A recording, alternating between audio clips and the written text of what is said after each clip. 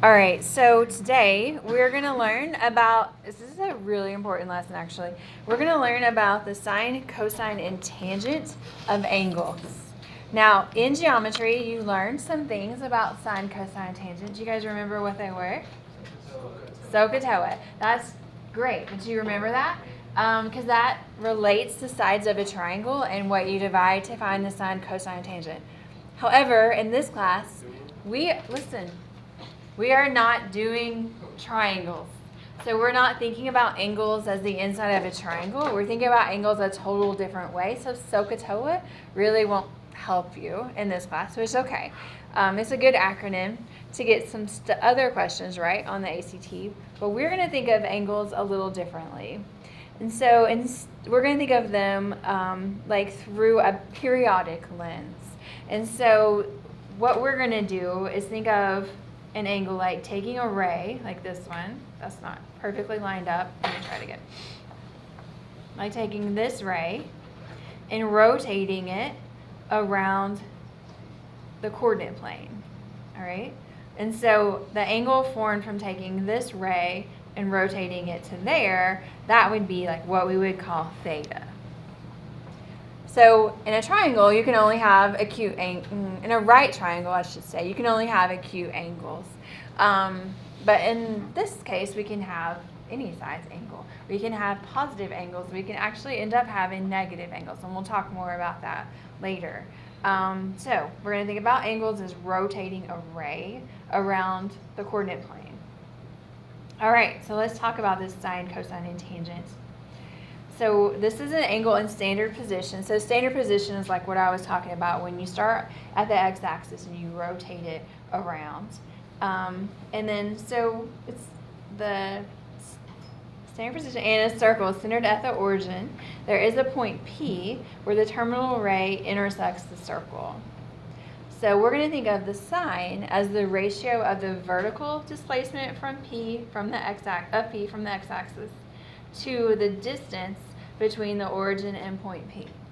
So if we're talking about the coordinates x and y, which one of them gives the vertical displacement? The y.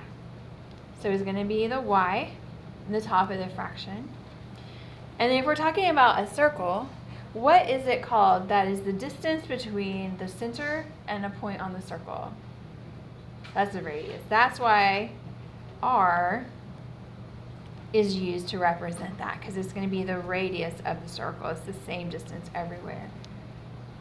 All right, so now instead of so, which is opposite over hypotenuse, when you think of sine, I want you to think of y over r, or the vertical displacement divided by the radius, basically. Okay, then for cosine. The cosine of theta is going to be the ratio of the horizontal displacement of P to the distance between the origin and point P. So for the horizontal displacement, that's going to be x, and then it's still divided by r. So it's a totally new way to think of cosine.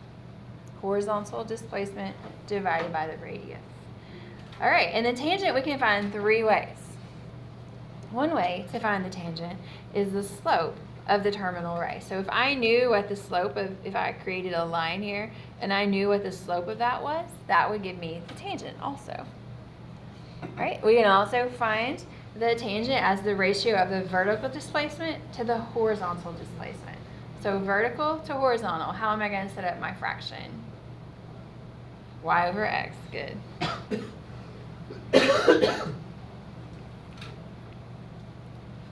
And then there's one more way. We can do the tangent of theta. This way we'll probably use the least right now, but we'll use it a lot later. And it's to take the sine of theta and divide it by the cosine of theta.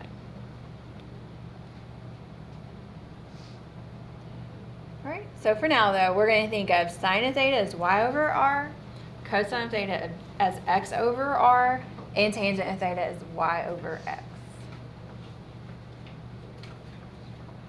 Okay, so let's do some examples. So these examples have a whole lot of words. Sometimes, especially on your assignment, there's some stuff that you don't really need. some extra information, I guess. But on this one, I think it has everything you need. So we have this figure that shows the circle centered at the origin with an angle measurement of theta in standard position. So theta is just a Greek letter that a lot of times is used to represent an angle. We're going to use some other Greek letters too, but angles can be represented by any variable that you want. All right, so the coordinates of P are x, y.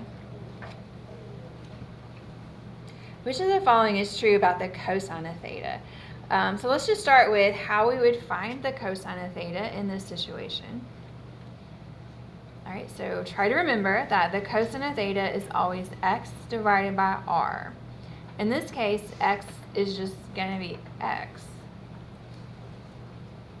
Right? What are we going to use for r for this circle? 3. Yes. All right, sometimes it's very straightforward and it tells you the radius is 3. In this case, it didn't.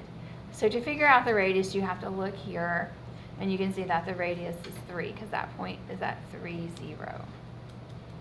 Okay, now there's only one of these that has that cosine of theta, so the answer is obviously going to be A. Sometimes there's multiple ones of those, and so we do need to make sure the wording is correctly, but it is the horizontal displacement of P from the y-axis and the distance or the radius from the origin. Okay, let's look at the next one. All right, so on example 2, the figure shows the circle with a radius of 5, so that's good. They give it to you in words, and you can also see it there. And then we have this angle of measure theta in standard position. The terminal ray of the angle intersects the circle at point P, and we're going to find the following values. So we're given this ordered pair, but P isn't there, P is down here. And so this is a vertical line, and it's basically reflected over the x-axis. And so what do you guys think the coordinates of P are if it's reflected over the x-axis? 3, -4. So the x-coordinate is the same, the y-coordinate is opposite.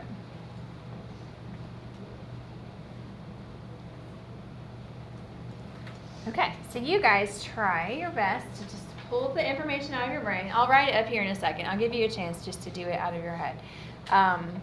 Where you find the sine of theta, cosine of theta, and tangent of theta using those points.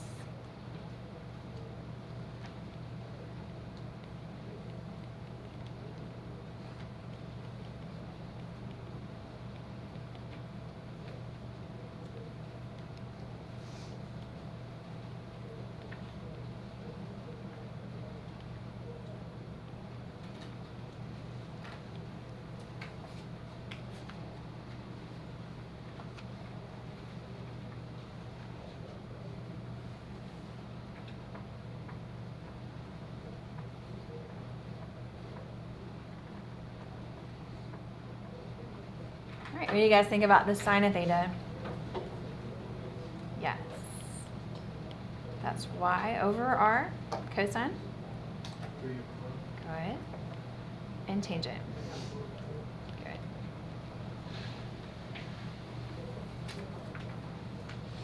All right, questions? Okay, that's the main thing we're doing today. We have some little twists to it here and there. Let's look at the next one. All right, so the figure shows a circle with radius r centered at the origin with an angle measure of theta in standard position. The terminal ray of the angle centered,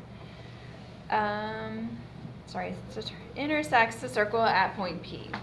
The coordinates of P are x, y.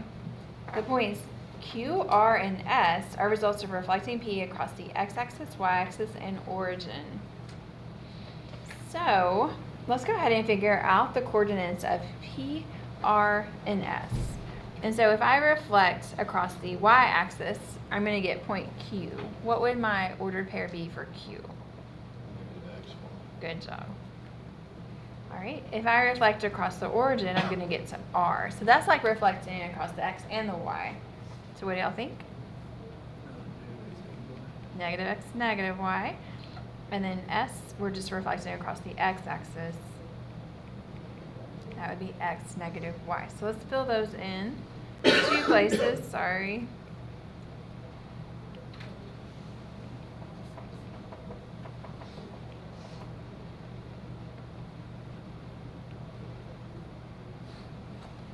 All right, once we get those points, we don't technically even need the figure anymore.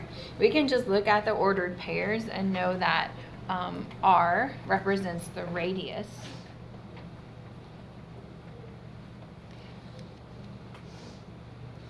All right, so if I want to find the sine of the angle whose terminal right intersects at S, I'm going to give it a different variable technically than theta, because I'm going to go all the way to S. So all the way to S, let's call that alpha. I should have done that purple. All the way to S is going to be alpha.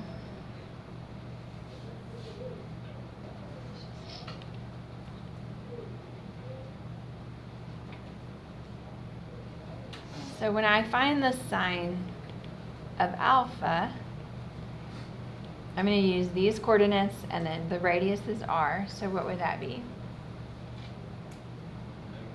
Negative y over r. All right.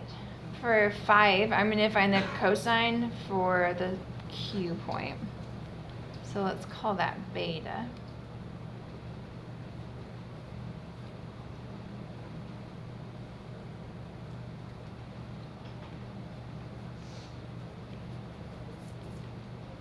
All right, so I'm going to use the coordinates for Q to find the cosine.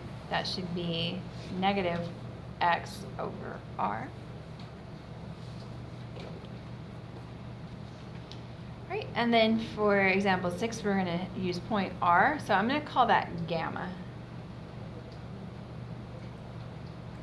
All right, gamma kind of looks like that. I don't draw a good gamma. That's okay though. So we want to do the tangent of gamma. All right, on that one we're using point R. What do you guys think? Negative x over negative y would reduce to just positive, yeah. All right, any questions? Bless you. All right, don't freak out if you see a different Greek letter. Bless you. And then alpha, I don't know how many Greek letters there are. I wish I'd sound really smart if I knew, but I don't know. There's a lot of them. They can be anything.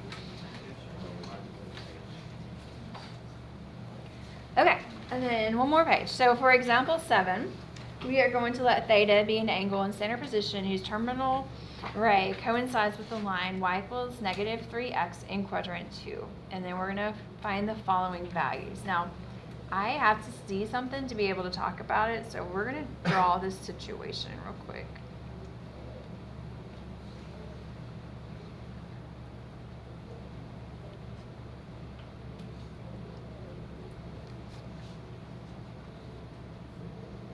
So I'm just going to graph the line y equals negative 3x. So it's going to go through the origin, because that's the y-intercept is 0, and it's going to have a slope of negative 3. So it's going to look something like this. Oh, I'm off a little bit. There we go.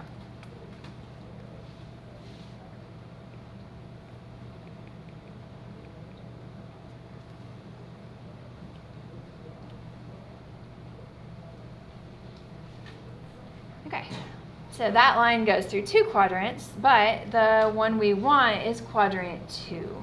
So we're going to have a point on this line in quadrant 2.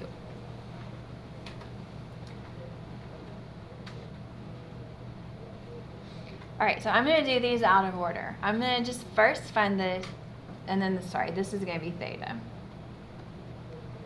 First I'm going to do is find the tangent of theta. So one thing we haven't used yet is this idea that the tangent of theta is the slope. So if this is our line, what would the tangent be? Negative 3. Negative 3. Now, if this question was only about tangent, we would be done. It would be super easy.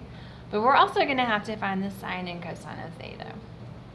So to do that, I need a point right here that when I go from this point to the origin, it has a slope of -3. Now, there are an infinite number of points we could use, but I want to be able to basically go down 3, right 1, and get to 0.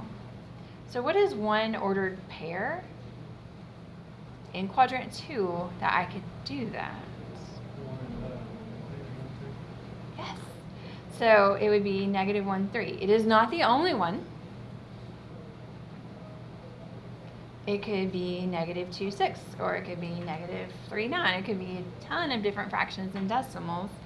But to me, the easiest one that I know this was 1 unit to the left and this was 3 up to get from that point to 0.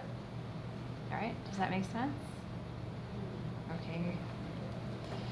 All right, so that's my ordered pair that I can use for x and y. How am I going to figure out what r is? I forgot to tell you something earlier. We could draw a circle around the point. I'm not super great at drawing circles, but we can try. Oh, I can draw a circle because this will make a good circle, maybe. Ha! Perfection.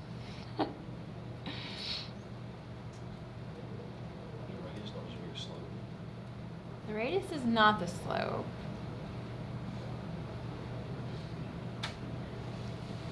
Well, if I look at this, and I'm trying to stay away from triangles, but it does make a right triangle, where one side is 1 and one side is 3.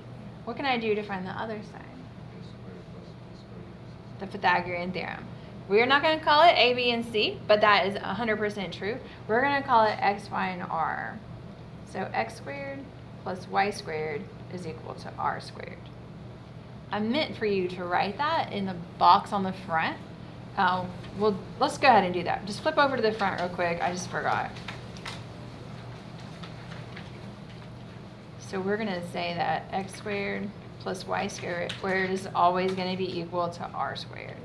That is also the equation of a circle that is centered at the origin. Okay, here we go. So, in this case, x is -1. R is 3. Sorry, y is 3. R is what we're looking for.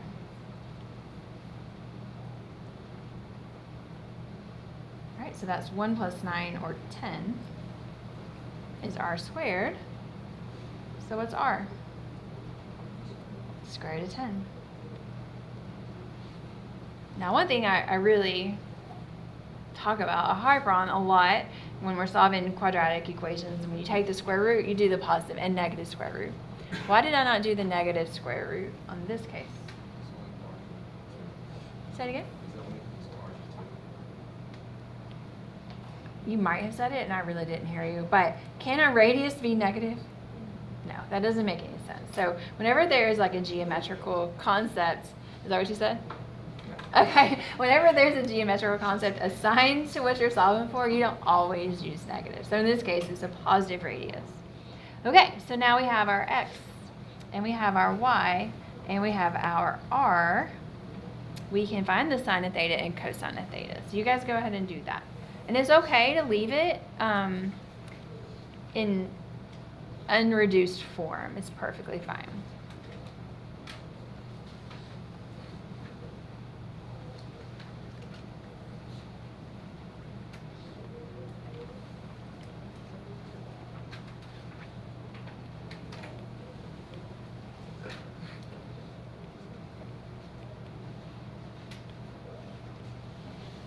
So our sine of theta should be 3 over the square root of 10, and our cosine should be -1 over the square root of 10.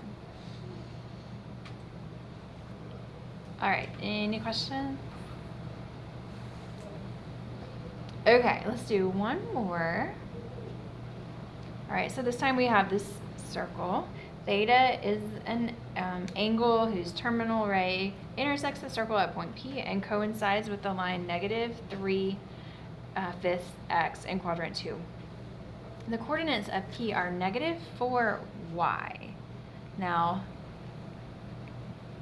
if they had used negative 5y or negative 10y, some multiple of 5, then this one is one we probably could figure out in our head really quickly, but they didn't. But that's okay, we can still do it. So what we want to find is the y coordinate of P. Hey, Briar, you need to put your phone away. You too. Thank you. Okay. So if I know that this is the equation of this line, which of the 3 trig ratios do I automatically already know? Tangent. The tangent of theta is negative 3/5, whatever the slope of that line is. All right, if I was using the x, y, and r rules for a tangent, what would I do to find it?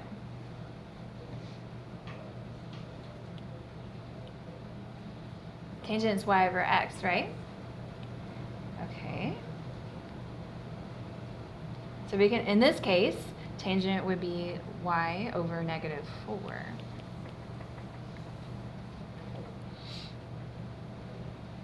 So if both of those are the tangent of theta, what can I do to solve for y?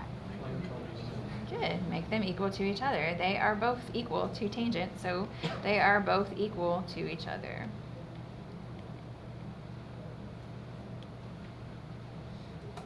Okay, now this tripped some people up. I don't know if it was this class or if it was my other class recently, but when you have a ratio equals another ratio, do you guys remember what to do to solve? Cross multiply or butterfly. Some Algebra 1 teachers teach it that way. So I multiply this and I multiply this. Does it give you another fraction when you do that? No, it gives you 2 things that are equal. So I'll multiply these 2 together and that's 5y. And that equals what you get when you multiply these 2 together, which would be 12. So y is just going to be 12/5, which is a perfectly acceptable number to be y. It doesn't have to work out beautiful every time. All right, what questions do you guys have? It's a whole lot of new information. Okay.